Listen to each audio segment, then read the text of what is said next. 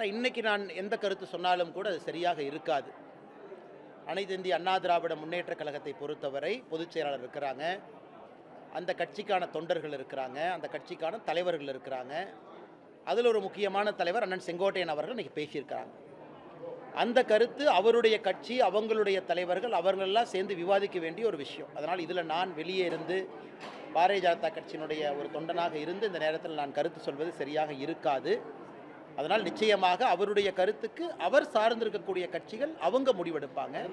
அதனால் அவர் சொன்னதை நானும் பார்த்தங்கன்னா இதில் இந்த நேரத்தில் நான் கருத்து சொல்ல விரும்பலை. அதே நேரத்தில் எங்களுடைய மாநில தலைவர் அண்ணன் நயினார் நாகேந்திரன் அவர்கள் சொல்லியிருக்கக்கூடிய கருத்தையும் கூட நான் கவனித்தேன். அதனால் மாநில தலைவர் ஒரு கருத்து சொல்லியிருக்கிறாங்க. இந்த நேரத்தில் நான் எந்த கருத்தும் சொல்ல விரும்பலைங்கண்ணா.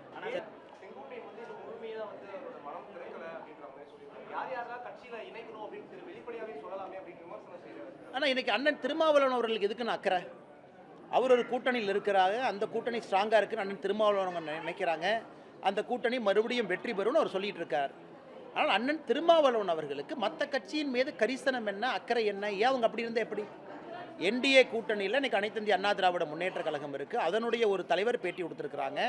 அந்த கட்சியில் தலைவர்கள் இருக்கிறாங்க, அவங்க முடிவெடுப்பாங்க.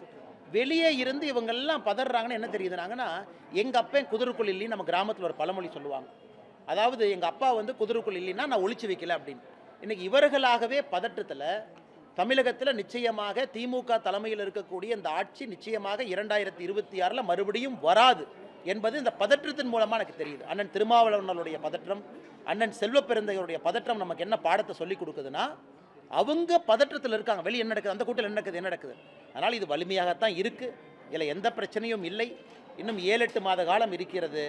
நடக்கும் பொழுது எல்லாம் நன்றாகத்தான் நடக்கும். 2019 நாடாளுமன்ற தேர்தலில் பாஜக அதிமுக கூட்டணி வச்சிருந்தா 30 சீட்டுக்கு மேல ஜெயிச்சிருப்போம் அப்படின்னு செங்கோட்டையன் பேசியிருக்கிறார். அதை எப்படி சொல்றீங்க? அது செங்கோட்டையனுடைய கருத்தாக நான் பார்க்கின்றேன். ஒருத்தருக்கு ஒரு கருத்து இருக்கும். பாரதிய ஜனதா கட்சியினுடைய தொண்டனுக்கு ஒரு கருத்து இருக்கும், பாரதிய ஜனதா கட்சி தலைவர்களுக்கு ஒரு கருத்து இருக்கும். செங்கோட்டையன் அவர் கருத்து சொல்லியிருக்கிறாரு. அந்த 6 பேர் அப்படின்னு தலைவர்கள் பேர் சொல்லலை, அவங்களுடைய கருத்தாகத்தான் பார்க்கிறேன். அதை பற்றி நான் கருத்து கூற விரும்பலைங்க.